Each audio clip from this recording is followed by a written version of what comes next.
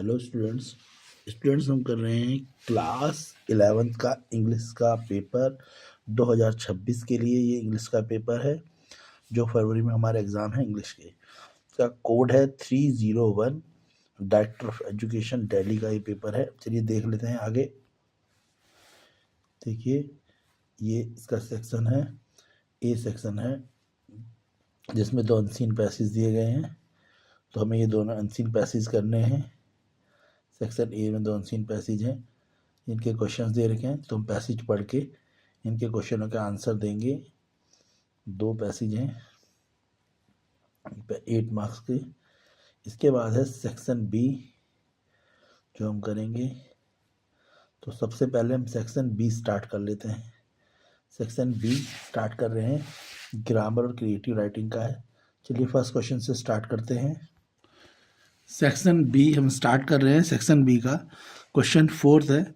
सबसे पहले 4th question में लिखा है ग्रामर एंड क्रिएटिव राइटिंग का क्वेश्चन है, तो सॉल्व कर लेते हैं। क्वेश्चन 4th में लिखा है complete the following sentence by filling in the gap with the appropriate form of the words given in branches. तो 3 फिलअप्स दिए हैं, इनमें वर्ब्स बननी है करेक्ट वर्ब। तो पहला है when we reaches the station the train dash leave. तो वर्ब आपको क्या दिया बेटा, लीव वर्ब दिए, वर्ब दिए लीव। ठीक है, तो सेंटेंस आपने पढ़े होंगे जब 2 टेंस सिंपल पास्ट टेंस और पास्ट परफेक्ट टेंस हो। देखो यहाँ पे लिखा है व्हेन वी रीच्ड, रीच्ड का मतलब है सिंपल पास्ट टेंस, वर्ब की सेकंड फॉर्म। तो दूसरा जो टेंस बनता है वो हमेशा पास्ट परफेक्ट बनता है। अगर 2 सेंटेंस हों और दोनों पास्ट के हों, जिनमें एक टेंस पास्ट परफेक्ट का होगा तो दूसरा सिंपल पास्ट का बनेगा, और अगर एक सिंपल पास्ट का होगा तो दूसरा पास्ट परफेक्ट का बनेगा। ये रूल है। तो इसमें लिखा है when we reached the station, तो ये आपका सिंपल पास्ट का टेंस है, तो अगला बनेगा पास्ट परफेक्ट का, और पास्ट परफेक्ट में आता है हैड, आपने पढ़ा ही होगा। ठीक है ना, तो सेंटेंस बन जाएगा when we reach the station the train had left. तो यहाँ पे आएगा हैड और फिर लीव की जगह लीव की थर्ड फॉर्म होती है लीव लेफ्ट, तो हैड लेफ्ट आएगा। अभी मैं लिख के भी समझाऊंगा। समझ आया? ये पहला वाला सिंपल पास्ट है तो दूसरा बनेगा पास्ट परफेक्ट, ये रूल है। तो द ट्रेन हैड लेफ्ट। दूसरा क्वेश्चन है शी डैश, वर्ब दिए study, she dash English literature for 3 year before joining the college magazine them. ठीक है, तो यहाँ पर लिखा हुआ है she dash English literature for 3 year before joining the college magazine team. तो ये भी सिंपल पास्ट का ही बनेगा, तो यहाँ बनेगा सी हैड स्टडीड, स्टडी की जगह क्या आ जाएगा स्टडीड, तो शी हैड स्टडीड। ठीक है, और जो थर्ड वाला है उसमें लिखा है while she dash walk home, जब वो घर जा रही थी, इट सडनली स्टार्टेड रेन, बारिश अचानक से स्टार्ट हो गई। तो वाइल के साथ हमेशा आता है क्या, पास्ट कंटिन्यूस। तो वाइल शी वॉज वॉकिंग, ठीक है, वाइल शी वॉज के साथ आएगा walking home, while she was walking home suddenly started rain. तो देखो जो करेक्ट सेंटेंस बनेंगे वो क्या क्या बनेंगे मैं दिखा देता हूँ। जो बेटा फर्स्ट वाले में बनेगा, जो फर्स्ट वाले का सेंटेंस है वो क्या बन जाएगा, फर्स्ट वाले का सेंटेंस बन जाएगा ट्रेन हैड लेफ्ट, क्या आ जाएगा हैड लेफ्ट। पहले वाले में when the she reaches the station the train had left. दूसरा वाला क्या बनेगा बेटा, दूसरा वाला बनेगा she had studied, had studied STUDIED, she had studied English literature for 3 years before joining the college magazine them। तो यहाँ पे had studied आएगा, पहले में had left आएगा। तो थर्ड वाला बनेगा वो क्या बनेगा, while she was walking, तो was और walking क्या आएगा, was walking आएगा। समझा मैंने आपको दिया, ये क्लियर है यहाँ तक का? ठीक है, तो फर्स्ट वाले में आएगा when she was reached the station the train had left।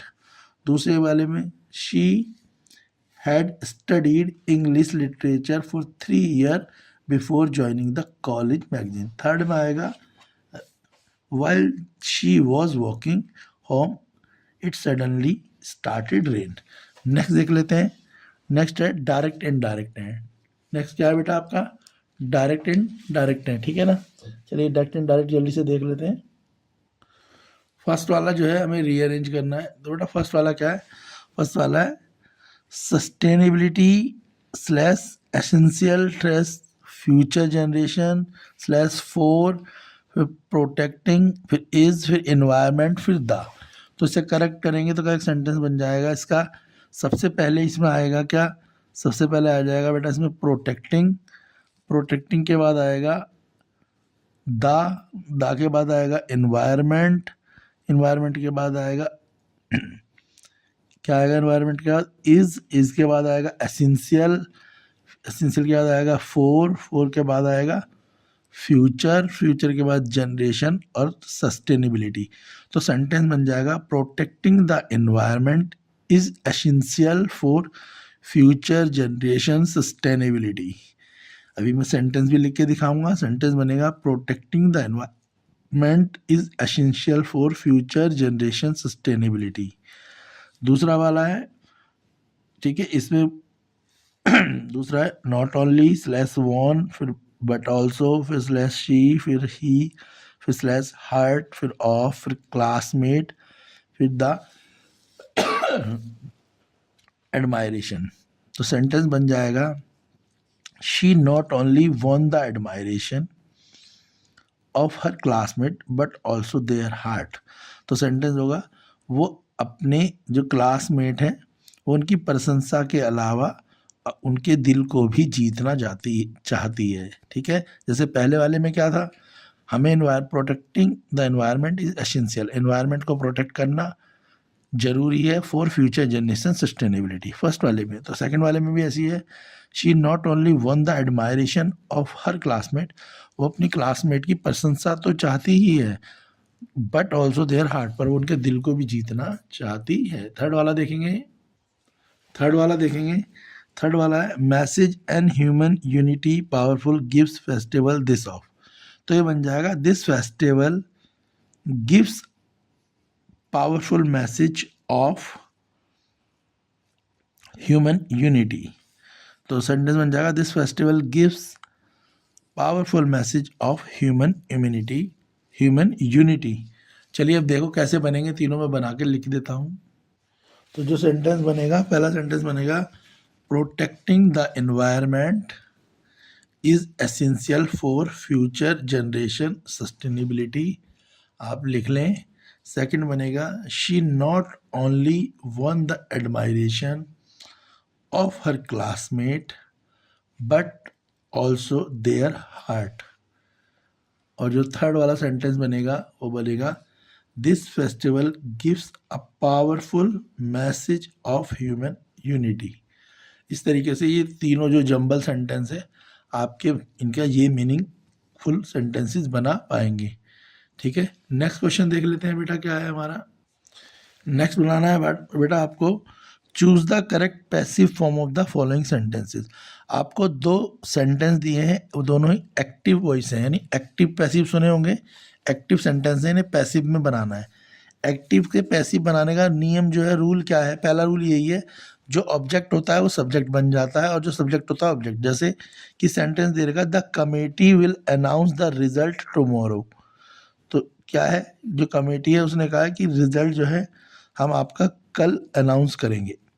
Option दे रखे हैं इसमें, पहला the result are announce by the committee tomorrow, दूसरा the result were announce by the committee tomorrow, तीसरा the result will be announce by the committee tomorrow, और fourth the result have been announce by the committee tomorrow. तो देखो इसका answer क्या होगा, question में लिखा है the committee will announce the result tomorrow. तो रिजल्ट आपका कब अनाउंस होगा? रिजल्ट आपका नेक्स्ट डे अनाउंस होगा, यानी फ्यूचर में अनाउंस होगा। यानी आपका रिजल्ट तो बताया जाएगा, वो फ्यूचर टेंस में बताया है कि फ्यूचर में, यानी कल होगा। कल का मतलब फ्यूचर, टुमारो का मतलब फ्यूचर, येस्टरडे का मतलब पास्ट। तो सबसे पहली बात तो ये कि प्रेजेंट में तो ये आएगा ही नहीं, पहला रूल तो ये है। तो देखो हैव बीन, हैव वाला प्रेजेंट है तो ये गलत है। क्लियर हो गया, इतनी बात समझ आ गई। दूसरा वाला आर वाला है वो भी प्रेजेंट है, गलत हो गया। और तीसरा वर वाला है वो भी गलत हो गया, क्योंकि देखो ए में आर लिखा है, आर प्रेजेंट है, वर पास्ट है और हैव बीन भी प्रेजेंट है। और मैंने आपको बोला कि सेंटेंस क्या बोल रहा है, the committee will announce the result tomorrow. Will लिखा है और विल किसको दिखाता है बेटा, ये विल लिखा है, विल लिखा है ना, द कमेटी विल फ्यूचर को दिखाता है, तो इसका आंसर भी फ्यूचर में होना चाहिए। तो आंसर होगा the result will be announce by the committee tomorrow. इस तरीके से आप इसे सही कर सकते हो। आपको ये देखना है जो एक्टिव वॉइस है, जब एक्टिव से पैसिव बनाए तो एक्टिव वॉइस में देखना है कि एक्टिव से पैसिव बनाने में कौन सा टेंस यूज होगा, उसके अकॉर्डिंग आपसे सही कर सकते हैं। दूसरा देखो, दूसरा है new education policy have been approved by the cabinet. अब ये बोला है न्यू जो पॉलिसी है ना उसको जो है कैबिनेट ने क्या करा है, अप्रूव्ड कर दिया है। और देखो हैव बीन लिखा है, जब बीन लिखा है तो यानी ये बात समझ आ गई, ये क्या है, प्रेजेंट परफेक्ट टेंस है। जहाँ पे हैज़ या हैव के साथ बीन आ जाए तो प्रेजेंट परफेक्ट, तो इसका आंसर भी किस में होना चाहिए, प्रेजेंट में होना चाहिए। अब देखो यहाँ पर क्या है, the cabinet approves the new education policy, ये सिंपल प्रेजेंट टेंस है। दूसरा है इसमें B, the cabinet has approved the new education policy, ये प्रेजेंट परफेक्ट टेंस है। थर्ड है द कैबिनेट अप्रूव्ड, ये पास्ट टेंस है। Fourth the new education policy is approved, ये सिंपल प्रेजेंट टेंस है। तो देखो यहाँ पर लिखा हुआ है साहब the new education policy has been, तो ये क्या है, ये प्रेजेंट परफेक्ट, तो इसका आंसर भी परफेक्ट में ही होगा। तो इसका आंसर हो जाएगा, क्या हो जाएगा इसका आंसर, इसका आंसर हो जाएगा बेटा the cabinet has approved the new education policy. ठीक है, तो इसका एक्टिव वॉइस बोला है ना कि निकालना है आपको करेक्ट, तो देखो तो इसका पैसिव वॉइस से यहाँ देखो साफ लिखा हुआ है correct passive form of the following, तो इसकी करेक्ट पैसिव फॉर्म हो जाएगी the cabinet has approved the new education policy, option B. तो जो पहले वाला है उसका आंसर ऑप्शन सी है और जो सेकंड वाला है उसका आंसर ऑप्शन बी है। नेक्स्ट क्वेश्चन देखो, क्वेश्चन 6 है, बोला you are Vandana Vineet a resident of C105 Green Valley apartment Bangalore, you are relocating the another city and wish to rent out your fully furnished 2 BHK apartment. Draft advertisement in about 50 words to be published in to let column of the National Draft, ठीक है, national draft advertisement. अब giving all necessary detail such as location, amenity, rent and contact information. तो आप क्या हो, वंदना या विनीत हो, resident हो 105 ग्रीन वैली अपार्टमेंट के बेंगलुरु के। अब आपको कहीं और जाना है, किसी और सिटी में जा रहे हो, तो wish to rent out of your fully furnished 2 BHK flat, आप चाहते हो कि आपका जो 2 BHK फ्लैट है आप उसे किराए पे चढ़ा दो और उसमें सारी चीज़ें हैं, तो उन जो जो चीज़ें हैं उन सब के लिए आपको एक टू लेट का क्या बनाना है, नोटिस बनाना है और लगाना है। ठीक है, ताकि आपके वहाँ पे किराएदार आ जाए। आपको टू लेट का नोटिस लिखना आता होगा, स्कूल वालों ने लिखवाया होगा। अब हम आपको दोबारा सिखा रहे हैं, तो देख लीजिए कैसे टू लेट का नोटिस लिखा जाता है।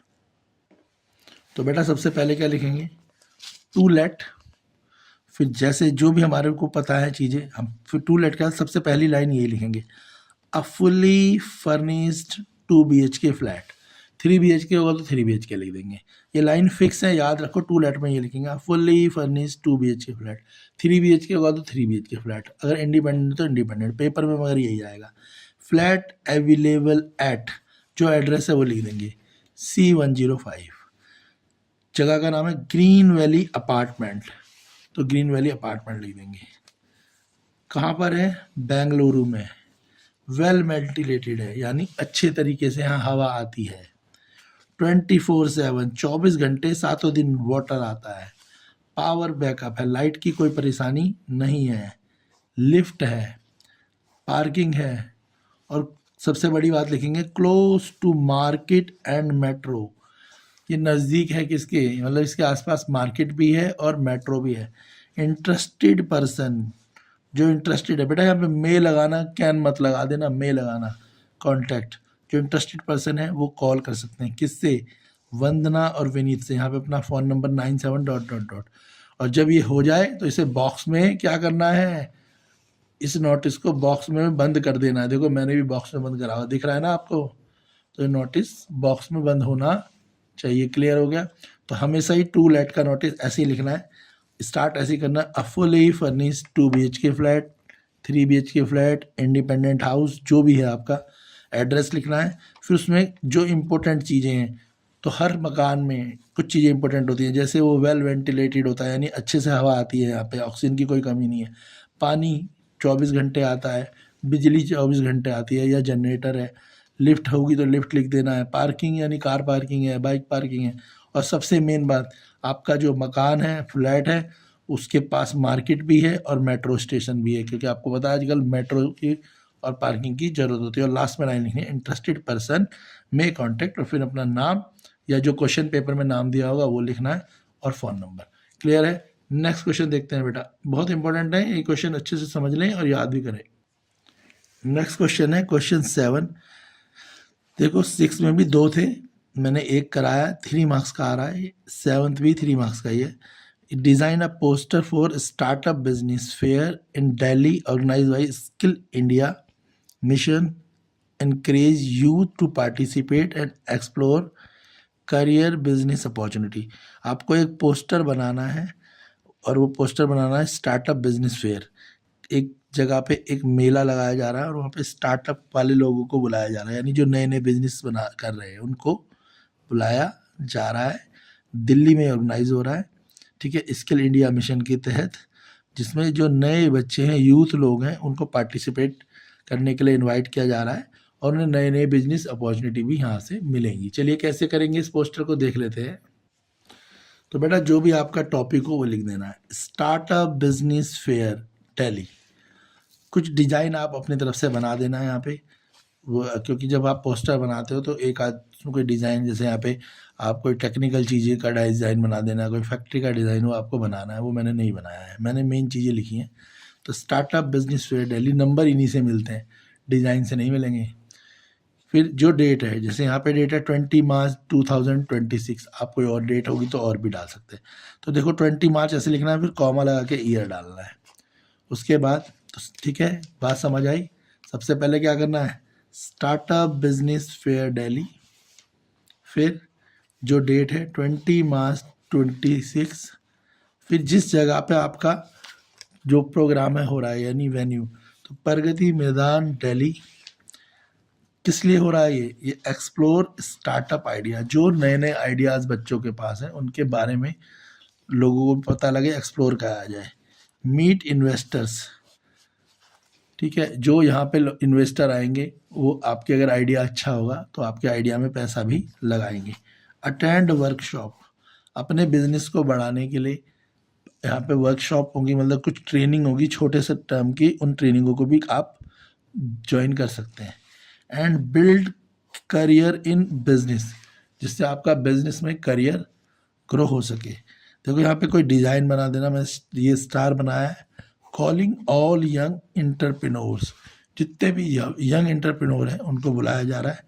Register now shape your future, ये लाइन याद कर लेना, बहुत जगह यूज़ कर सकते हो। रजिस्टर नाउ, तुरंत रजिस्टर करें और अपने फ्यूचर को शेप करें। तो बेटा इस तरीके से आप पोस्टर बनाएंगे और इसे भी बॉक्स में करेंगे। देखो मैंने बॉक्स में करा हुआ है, याद रखना पोस्टर हो या नोटिस राइटिंग हो, बॉक्स में कर लेना, तभी आपको नंबर मिलेंगे। क्लियर हो गया? हमने सेक्शन बी करा है। अभी आप वीडियोस को लाइक करें, शेयर करें। अगर आप वीडियोस को लाइक करते हैं, शेयर करते हैं और हमें लगता है कि वीडियो आपके लिए वैल्यूबल है, आपको बेनिफिट दे रही है, तो हम आपके लिए section A, section C book का, डी उसके कंप्लीट वीडियोस, पूरे जो क्वेश्चन पेपर हम पे आया है DOE का, इसे पूरा सॉल्व करेंगे, वर्ड टू वर्ड आपको एक्सप्लेन करेंगे, क्योंकि ये आपके एग्ज़ाम के लिए काफ़ी हेल्पफुल रहेगा। तो वीडियो को लाइक करें, शेयर करें, अपना सपोर्ट दें, ताकि हमारा को लगे कि जो हमारी मेहनत है वो आपके लिए बेनिफिट प्रोवाइड कर पा रही है, तभी हम आपके लिए इसकी नेक्स्ट वीडियो जल्दी से जल्दी बना पाएंगे। और सब्जेक्टों की वीडियोस भी आप चैनल पे देख सकते हैं, इकोनॉमिक्स की, अकाउंट्स की, पॉलिटिकल साइंस की और इंग्लिश की प्रीवियस ईयर पेपर भी आपको मिल जाएंगे चैनल पे, तो चैनल पे बने रहें और चैनल को सपोर्ट करें रहेंगे। उसके बाद हम ग्रामर का सेक्शन करेंगे और लास्ट में हम करेंगे इसमें जो अनसीन पैसेज और नोट मेकिंग। साथ ही हम इसमें करेंगे आपका सेक्शन बी जिसमें क्रिएटिव राइटिंग में आपके नोटिस, रिपोर्ट राइटिंग और पोस्टर मेकिंग भी है। तो कंप्लीट पेपर करेंगे। चलिए स्टार्ट करते हैं। सबसे पहले सेक्शन जो बुक का सेक्शन है एनसीईआरटी का उसे स्टार्ट कर लेते हैं। क्वेश्चन 13 में आपसे पूछा गया है what startling fact came to light when Tut mummies was CT scan in 2005। 2005 में जब किंग टूट का सिटी स्कैन कराया गया तो कौन सी चीजें सामने आई? तो इसका आंसर होगा बेटा, तो किंग टूट है, इसका आंसर होगा आपका 2005 CT scan reveal that king Tut did not die of broken leg और मर्डर एज प्रीवियस थॉट। तो जो किंग टूट था उसकी मौत उनका पैर टूटने से भी नहीं हुई थी और ना ही किंग टूट का किसी ने मर्डर करा था। तो ये दोनों बातें सिटी स्कैन से पता लग गई। और उसके बाद it provide the precious 3 dimensional image of his body. और किंग टूट की बॉडी का सिटी स्कैन कराया गया जो 3 डायमेंशन में कराया गया, यानी लेंथ, ब्रेथ और हाइट तीनों चीज़ों का डायमेंशन से उनका सिटी स्कैन कराया गया। और जिसमें उनकी showing his intact chest wall and skull, जिसमें उनकी जो चेस्ट थी और स्कल था वो बिल्कुल सही था, वो टूटा हुआ नहीं था। Helping researcher understand his health and age of the time of death. और जिस सिटी स्कैन से जो रिसर्चर थे उन्हें फ़ायदा हुआ, वो ये जान पाए कि जब किंग टूट की डेथ हुई थी तो उनकी एज क्या थी और उनकी बॉडी कैसी थी, यानी उनकी हेल्थ कैसी थी। पहले ये बताया जा रहा था कि किंग टूट की डेथ जो हुई उनका टांग टूटने से हुई या उनका मर्डर किसी ने कर दिया, मगर ये दोनों ही बातें सिटी स्कैन के बाद गलत पाई गई। क्लियर है? तो यही सिटी स्कैन का फायदा हुआ। नेक्स्ट क्वेश्चन कर लेते हैं। क्वेश्चन 13 का नेक्स्ट क्वेश्चन, क्योंकि जो क्वेश्चन 13 है इसमें आपको 2 क्वेश्चन करने, 4 क्वेश्चन ऑप्शन में मिले हुए हैं, 2 तो बुक के क्वेश्चन मिले हैं, 2 पोएट्री के। तो आपको कोई एक बुक का यानी चैप्टर का क्वेश्चन करना है और एक पोएट्री का। तो हमने चैप्टर का तो क्वेश्चन कर लिया किंग टूट से। अब हम पोएम का क्वेश्चन करेंगे, पोएम फादर टू सन का। तो फादर टू सन क्वेश्चन है what conflict does the poem father to son highlight. जो पोएम थी फादर टू सन उसमें जो पिता और पुत्र का झगड़ा था, वो जो झगड़ा है वो झगड़ा क्या बताता है, यानी उन दोनों के बीच में आपस में जो कन्फ्लिक्ट था, पिता और फादर और बेटा आपस में बातें नहीं करते थे, एक स्ट्रेंजर की तरह रहते थे। तो ये सारी चीज़ों के बारे में क्वेश्चन में पूछा है। तो इसका आंसर देख लो क्या होगा। तो the poem highlight the generation gap and lack of communication between father and his grown up son. जो पोएम है उसमें जनरेशन गैप दिखाया गया है, यानी पिता की एज ज़्यादा है और पुत्र की एज कम है, जिसके कारण उन दोनों के विचार आपस में नहीं मिलते। तो जनरेशन का गैप है, दोनों लैक ऑफ कम्युनिकेशन है, दोनों आपस में कम बातें करते हैं। ठीक है, पिता और उनका बेटा। हालांकि despite living under the same roof, हालांकि दोनों पिता और बेटा सेम घर में रहते हैं। They speak like a stranger, वो एक अजनबी की तरह है, जैसे वो एक दूसरे को जानते ना हो, बिल्कुल ऐसे ही एक दूसरे के साथ बिहेव करते हैं। Father feels grief because he can not understand his son world. जो पिता है उसे बहुत दुख होता है कि वो अपने पिता जो है उसे बहुत दुख रहता है कि वो अपने बेटे का संसार, जो उसके बेटे का वर्ल्ड है, जिस दुनिया में उसका बेटा रहता है, वो उस दुनिया को नहीं समझ पा रहा है। Leading to strange silent relationship, जिसके कारण पिता और पुत्र का जो रिलेशनशिप है बिल्कुल साइलेंट है। नेक्स्ट क्वेश्चन करते हैं, क्वेश्चन 14। क्वेश्चन 14 है आपका, 2 क्वेश्चन है, एक क्वेश्चन है summer of beautiful white horse से और दूसरा एड्रेस से है। पेपर में भी आपके बिल्कुल ऐसे ही क्वेश्चन आएगा, दोनों में से कोई एक क्वेश्चन आपको करना होगा। तो हम एड्रेस का क्वेश्चन करेंगे। What deeper meaning does the author convey through the narrator search for her mother's belonging in the chapter the address. जो द चैप्टर एड्रेस है उसमें जो पोएट है वो अपनी मम्मी का सामान लेने के लिए ढूंढती है, सामान को खोजती है और सर्च करते हुए मिसेज डॉर्लिंग के हाउस जाती है। तो ये मैसेज है कि वो अपनी माँ का जो सामान है, उसकी माँ तो घर पे दुनिया में नहीं है, पर वो अपनी माँ का सामान क्यों लेना चाहती है इसके बारे में बताया गया है। चलिए देख लेते हैं आंसर क्या होगा इसका। तो आंसर क्या है इसका, देख ले। Narrator search for a mother belonging, जो नरेटर है, कवित्री जो है, कवित्री समझते हो ना, पोइटेस जो कवित्री है वो अपनी मदर का बिलोंगिंग, जो अपनी माँ का सामान है उसको सर्च करती है। Belonging represents a desire to reconnect with her past and her lost family, क्योंकि वो उस सामान के द्वारा जो उसने अपनी फैमिली के साथ पास्ट बिताया होता है, अपनी मम्मी के साथ जो उसने अच्छे पल बिताए होते हैं, वो उनको दोबारा याद करना चाहती है। हाउएवर, हालांकि seeing the item in the strange tasteless environmental make her realise that object lost their value. हालांकि जब वो देखती है कि उसकी जो मम्मी ने सामान जो था, जो उसकी माता ने सामान को बहुत अच्छे तरीके से रखा हुआ था, उस सामान को मिस डार्लिंग ने बड़े गंदे तरीके से और फैला के रखा हुआ था, और कुछ सामान खराब भी हो चुका था, जिससे उसे ऐसा लगने लगा कि अब जो ये सामान है, जो भी उसकी मदर की बिलोंगिंग्स हैं, अब उनमें वो चीज़ नहीं रही जिससे वो अपनी मदर की मेमोरीज को कलेक्ट कर पाए। तो उसे समझ आ जाता है कि ये अब जो सामान है अब उसकी वैल्यू ख़त्म हो चुकी है। क्लियर है?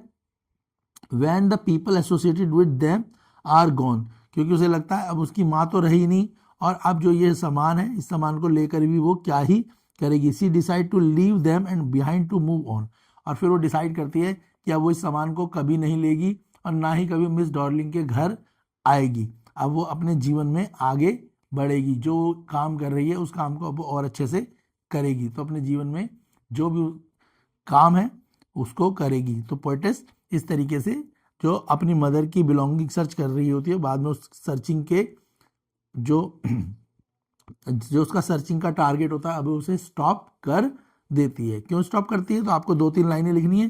पहले तो सर्च क्यों करती है? ताकि वो जो अपनी मदर के साथ उसने टाइम बिताया होता है, वो उस टाइम को दोबारा से रिकलेक्ट कर सके। पर वो वापस अब सामान को क्यों नहीं लेना चाहती? क्योंकि मिस डार्लिंग के घर में सामान बड़े टेस्टलेस तरीके से, नहीं उल्टे सीधे तरीके से पड़ा होता है, जिससे उसे लगता है कि अब इस सामान को अगर मैं ले भी लूँगी तो जो वो मेमोरीज हैं, वो मेमोरीज अब शायद वापस नहीं आ पाएंगी, क्योंकि किसी व्यक्ति के जाने के बाद उस सामान के द्वारा की वैल्यू भी खत्म हो जाती है। चलिए नेक्स्ट क्वेश्चन कर लेते हैं। नेक्स्ट क्वेश्चन है क्वेश्चन 15, 6 मार्क का क्वेश्चन है। चैप्टर है पोर्ट्रेट ऑफ लेडी, इसमें से आया है। क्वेश्चन देख लेते हैं। While studying portrait of lady from your text book you realise that the chapter reflect the loneliness and insecurities experienced in the old age and the struggles of the elderly to stay connected with changing times. Thinking about the lives of many elderly men and women in India who spent their later year in the solitude, write an article of 120 words. Article भी लिख सकते हो उसमें, ठीक है। तो बोला है जो हमने चैप्टर पढ़ा है पोर्ट्रेट ऑफ लेडी, उसके हिसाब से हमने देखा है कि जब हमारी एज यानी लोगों की एज जब वो वृद्ध अवस्था में हो जाते हैं तो अकेले रह जाते हैं। उनके पास या तो वो भगवान की पूजा करते हैं या फिर वो पशु पक्षियों के साथ अपना समय बिताते हैं, क्योंकि उनके साथ कोई बात करने वाला नहीं रहता। तो इस चैप्टर को हिसाब से आपको इस चैप्टर के ऊपर एक 120 वर्ड्स का आर्टिकल लिखना है, ठीक है। चलिए हम स्टार्ट करते हैं। हम थोड़ा शॉर्ट में लिखेंगे जो आप समझ पाएँ और पेपर में आप लिख के आ सकें। तो हम लिखेंगे The portrait of lady, we see the grandmother's transition from the busy life in the village to a lonely one in the city. हमने देखा द चैप्टर जो है पोर्ट्रेट ऑफ लेडी में ग्रैंड मदर जो थी वो बिजी थी, कहाँ पे?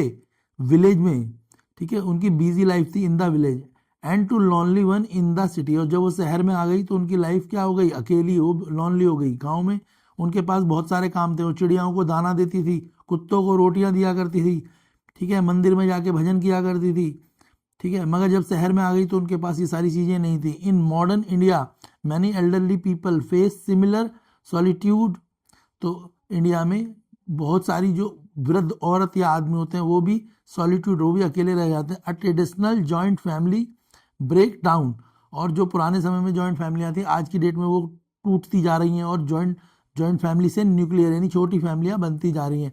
The elderly often feel like islands in their own homes, और जो एल्डरली हैं, जो बड़े लोग हैं, वो अपने आप को आइलैंड की तरह समझने लगते हैं। To support them we must, ठीक है। अगर हमें इन चीज़ों को ध्यान में देते हुए इस चैप्टर के हिसाब से spend quality time taking to them, हमें अपने जो घर में बड़े लोग हैं, जो हमारे ग्रैंड पेरेंट्स हैं, उनके साथ हमें टाइम बिताना चाहिए, spend quality time taking to them, उनके साथ देना चाहिए। Involve them in family decision to make them feel valued, हमें अगर हम कोई घर का कोई डिसीजन ले रहे हैं, बड़ा डिसीजन ले रहे हैं, चाहे वो बच्चों की पढ़ाई से रिलेटेड हो, चाहे कोई हमें घर खरीदना हो, कोई भी डिसीजन अगर हम ले रहे हैं तो हमें अपने बड़ों से भी उस डिसीजन के बारे में पूछना चाहिए ताकि उनको हम इस तरीके से वैल्यू दे सकें। तीसरा, bridges the gap between the technology and tradition thought patience, जो आज की डेट में टेक्नोलॉजी के कारण जो परिवार है सब सेपरेट रहते हैं, एक दूसरे से फ़ोन पे लगे रहते हैं, वो चीज़ें कम होनी चाहिए ताकि हम आपस में एक अच्छा सा ब्रिज बना सकें, यानी हम जो हमारे ग्रैंड पेरेंट्स हैं उनके साथ जो है कम्युनिकेशन गैप को कम और ख़त्म कर सके। तो आपको ये सब चीज़ें लिखनी है, आंसर मैंने लिख दिया है, या आपको ये याद कर लेना है और इसी आंसर को आपको पेपर में लिख के आना है। चलिए नेक्स्ट क्वेश्चन कर देते हैं। नेक्स्ट क्वेश्चन है क्वेश्चन 16, 6 मार्क्स का क्वेश्चन है। 2 क्वेश्चन आपको ऑप्शन में दिए जाएंगे, आपको एक क्वेश्चन करना है। एक क्वेश्चन है आपका मदर्स डे से, ठीक है, और दूसरा क्वेश्चन है आपका बर्थ। तो हम दोनों में से कोई एक क्वेश्चन करना है। हम बर्थ का क्वेश्चन करेंगे। क्वेश्चन पढ़ लेते हैं। After reading the chapter birth, ठीक है, you were deeply inspired by the doctor sincerity and dedication to his profession. Letter लिखना है, अपने फ्रेंड को शेयर करनी है स्टोरी, और जो तो आपने सोचा। तो हमने देखा कि जो इसमें डॉक्टर होता है वो किस तरीके से अपनी डॉक्टरी का पेशा जो अच्छे से निभाता है, और एक जो मरा हुआ बच्चा है वो उसको भी, जो बच्चा पैदा होते समय मरा हुआ होता है, वो उसको अपनी प्रैक्टिस से और अपनी डेडिकेशन से अंत में जिंदा कर देता है। तो आंसर देख लेते हैं क्या होगा इसका।